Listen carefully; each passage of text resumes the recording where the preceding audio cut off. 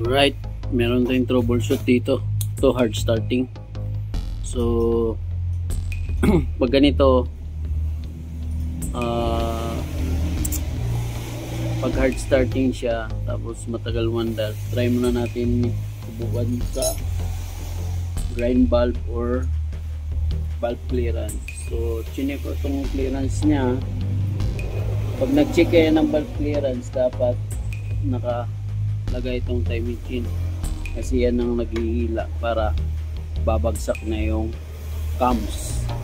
So doon yung malalaman yung clearance. Ito hindi siya pumapasok kaya 10 mm. So ang clearance natin gamitin dito 10-20.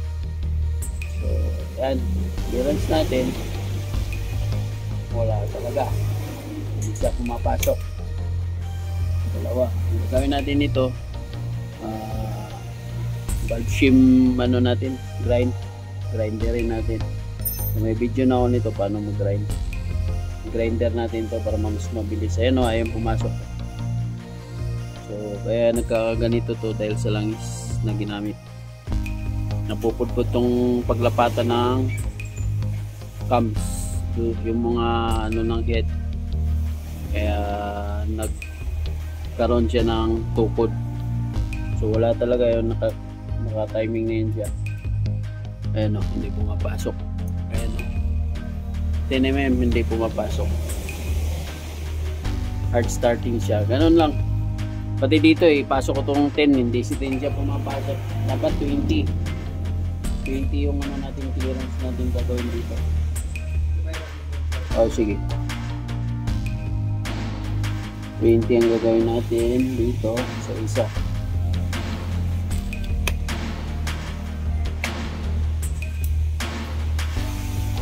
So tukod yung doon sa kabila. Dito sa kabila pasok to. Yan, pasok ko. Ayan. Sa kabila ayaw. 10 mm yan. So ayan.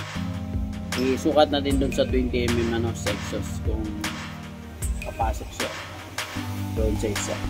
So i-grind natin yan. Normal yan sa pag matagal na yung motor, kakaroon ng ganyang sitwasyon. Parang sa rin single cam, ganon din yan pag tumatagal na karoon. Ito sakto to 20, yan 20 pinasok ko, yan yan ang sakto talaga to. So ang gagawin natin dito, clearance natin, ayan ayun pumasok ko. Clearance natin to 10 sa intake tsaka 20 sa exhaust. So yan, hard starting siya. Maandar to pagsabayan mo ng RPM revolution. I-rev mo muna yung i-rev mo muna yung gas.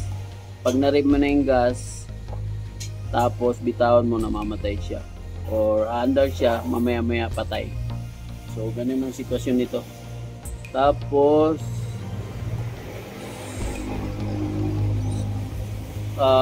matagal pa under rin to. So ayan, update na lang mamaya kung talagang dito ang sitwasyon na ito kasi tukod siya Kung wala dito, titingnan natin dito sa pulser or sa ignition coil or sa swako. So unahin muna natin to, so may kuryente naman. So alright,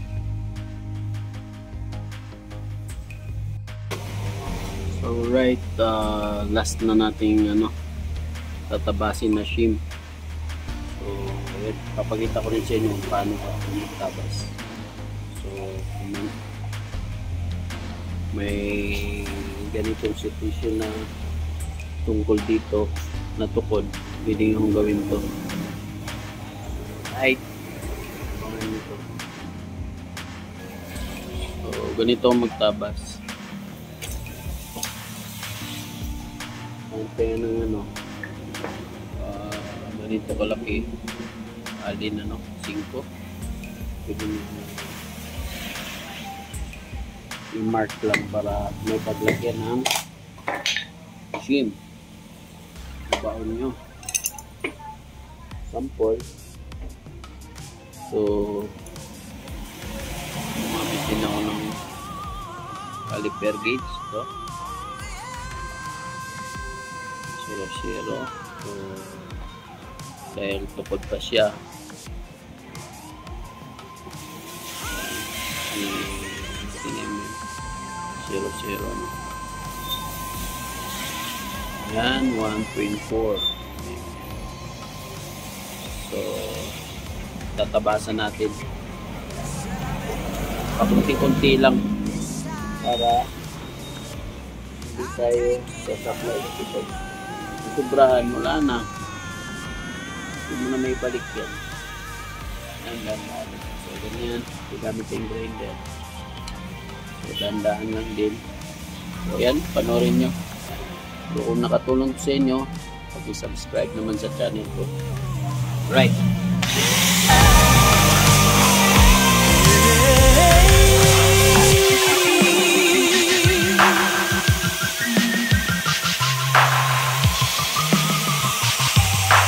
Modest tranquility. Said I made up my mind this time. I'm taking it over.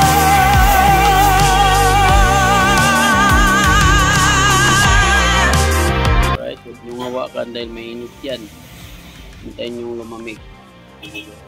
Ganun lang ang para mabilis kaysa lilihain nyo. Napakatagal, abutin nga isang araw siguro bago yung mga clearance yung shim, yung cams na sa bulk clearance niya. So yan, palalamigin nyo.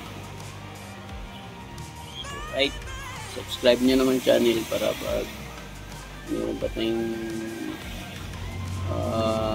trouble, tuturo natin sa inyo yung mga nalalaman ko lang. Right. So right, ito na yung pinakalan natin.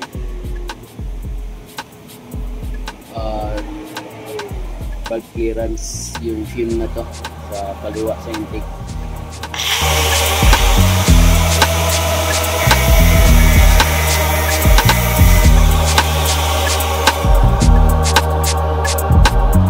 Malapit na siya.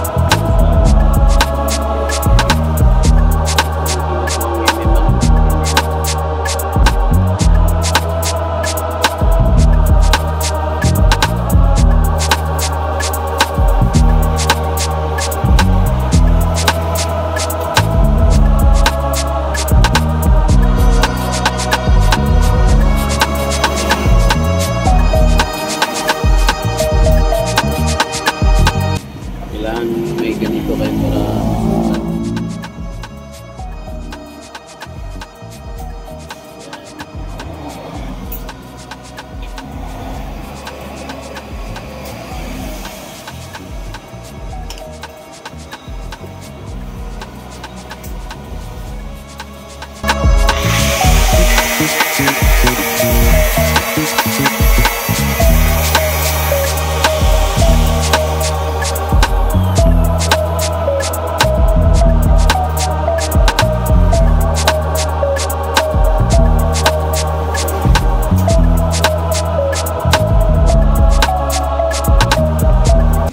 ayan, update na mamaya. So ayun, kakabit na natin. So mahirap lang talaga siya gawin. Salamat tiyaga dito. Baklas kabit. Pagnet nakuha niyo. Basta ganito yung style niyo para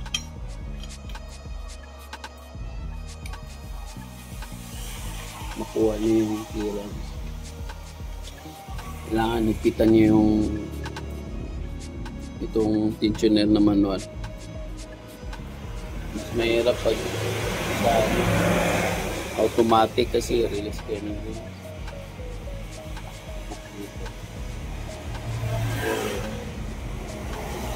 Manual na tensioner para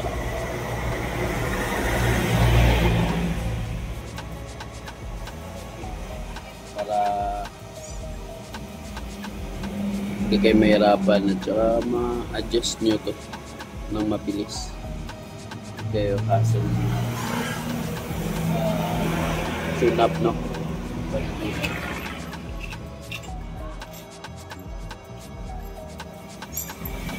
Ganun lang talaga to. Plus kabit, plus kabit.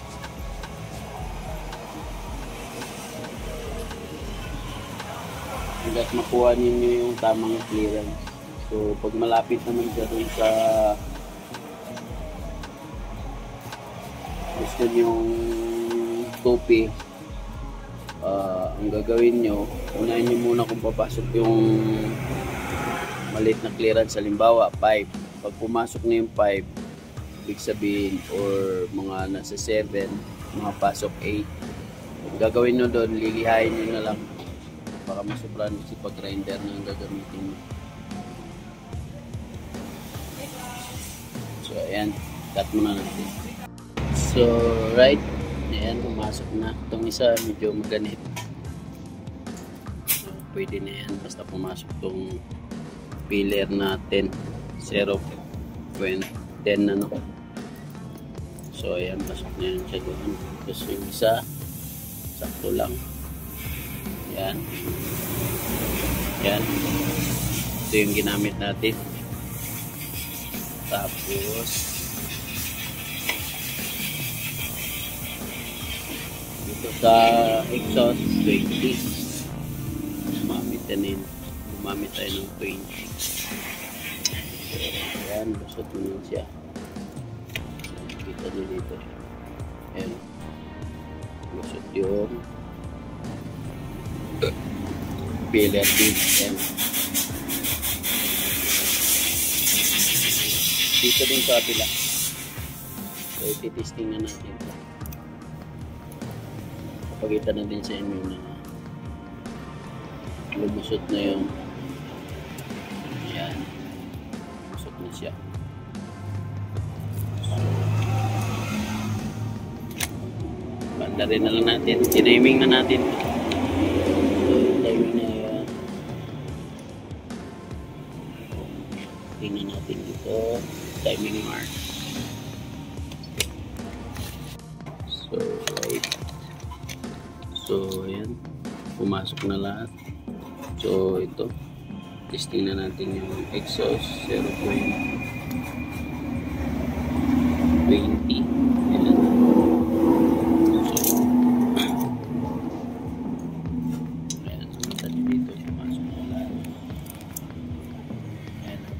Din natin yung filler. Ayun, lumusot siya. Sakto lang yung ganit.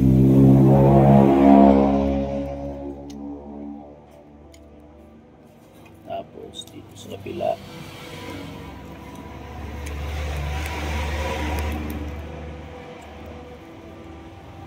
So, yan, ganun din. Tapos gumamit tayo ng tension sa intake.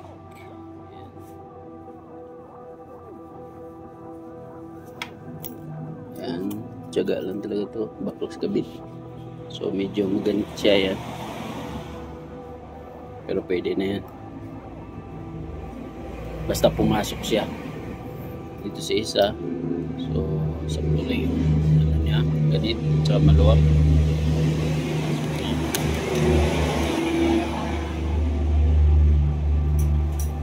Tapos dito pumasok na rin, sakto na yan. Ayan. So sa timing same lang to sa RS at saka sa TTR. Timing mark siya, no? Letter D.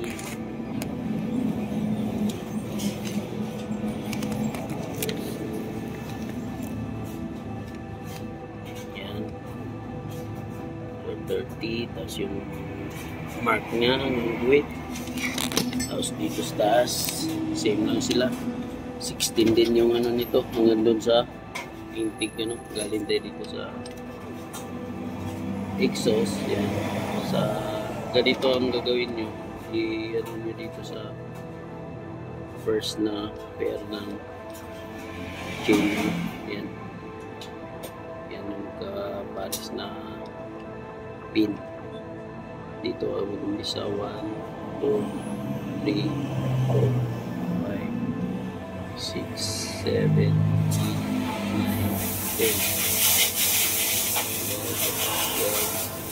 10, 15. So, makita niyo yung ganyan. Yan. Yung pinaka-arrow na to, dito, pinaka-last na pares pin. Tapos, yung buhit niya, yan, sakto. Yan, tingnan nyo. At saka yung doon sa exhaust. Yan.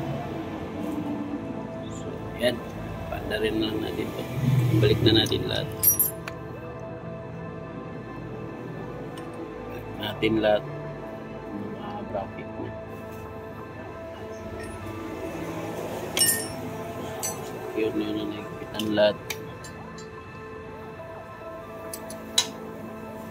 Pitan natin lahat.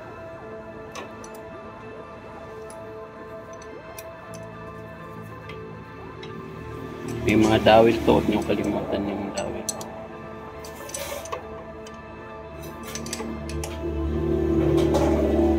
Check natin kung start siya. Double check.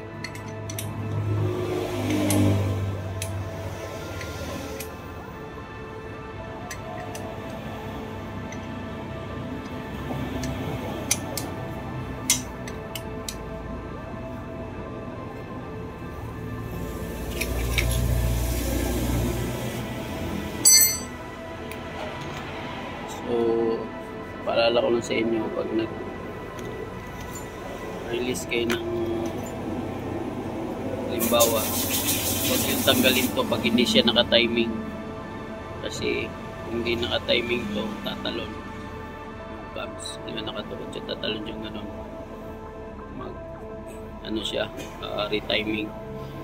Kailangan naka-relax dito. Naka-relax tong cams, dalawang cams at saka cut update bago nyo i-release tong tanggalin tong tensioner kung nagpalit kayo.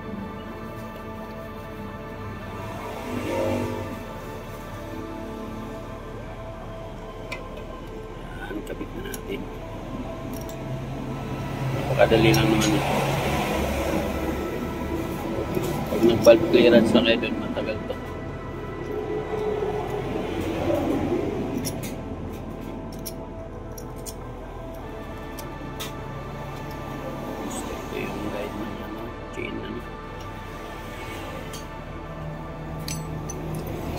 Ayan, ikita na natin. Takpan natin, panda rin natin. Alright, the moment of truth. Panda rin na natin. Ibalik na natin yung takip.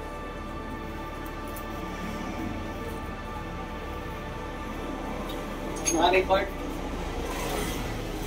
Alright, panda rin na lang. Panda rin na lang mga boy.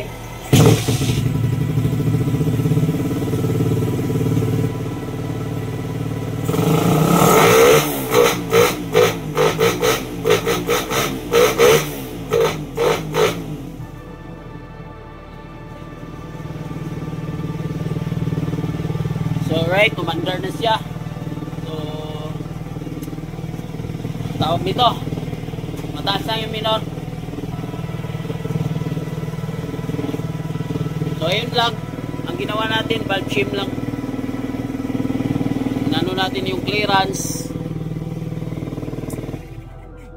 So yun lang ginawa natin, valve clearance lang siya. So yun nga lang, mahirap siya, matagal siya gawin. Baklas kabit, baklas kabit, baklas kabit, hanggat makakuha yung clearance niya ng 10-20. So panda rin natin ulit kung palyado pa rin siya. So nakita ko madali lang yung panda rin. Papalya siya pero sa ibang cake hindi. Ganun lang yung ano natin, option. Pag matagal siyang i-kick, di ba naka 20 kick na kayo, ayaw umandar, huwag nyo na yung pilitin na paandarin. Hanapan nyo na ng anong pwedeng gawin, kuryente or sa clearance ng valve. So kick natin ulit.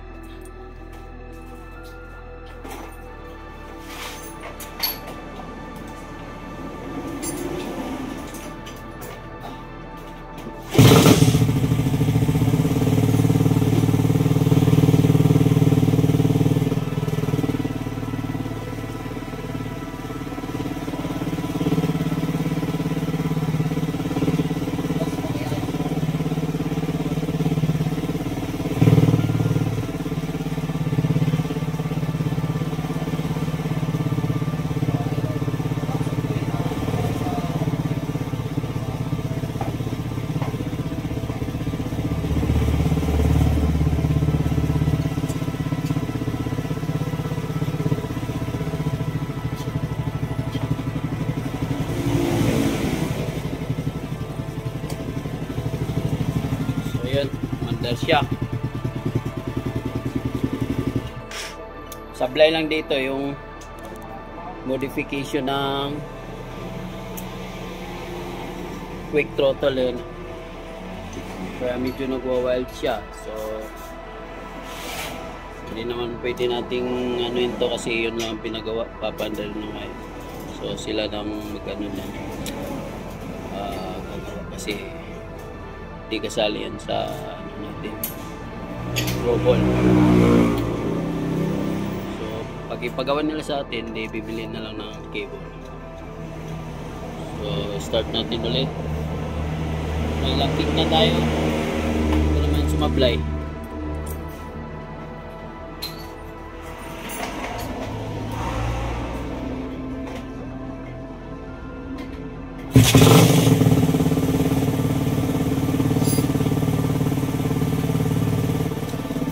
So, nakakit ko tayo ng tatlo na hindi naman charge starting.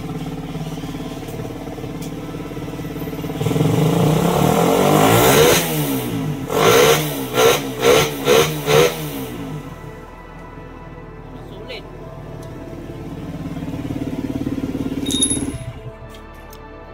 So, napansin ko lang dito sa ano niya, sa carb, overfit siya ng gas kasi malamig oh. Hinigpitan ko na to siya, wala namang singaw sa gas to, sobra. So yun lang, solusyonan na natin yung hard starting niya saka yung mandar. Ang ano kasi nito, pandarin mo siya, mandar siya kaso lang matagal. Pag umandar walang minor, tsaka mamaya-maya patay. So yan ang ginawa natin, problem solved sa ano, sa troubleshoot. Alright, ganito na, bye bye. So yun, bigyan ko lang kayo ng idea bakit nagkaganon siya, nagkaroon ng tukod dahil sa clearance ng ano, valve.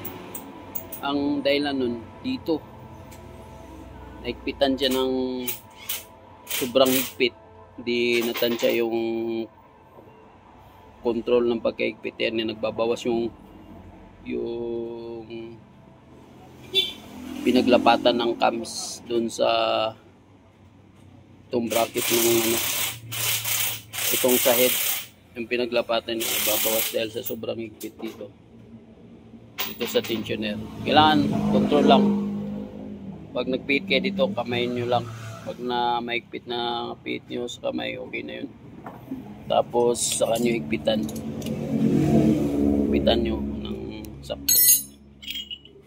Kamay lang ang ano dito, wag yung sa tools. Pag tools yan, wala, hindi nyo matansya kung nakatukod siya o hindi pa, kasi pag sa tools kasi ma-pwersa yun.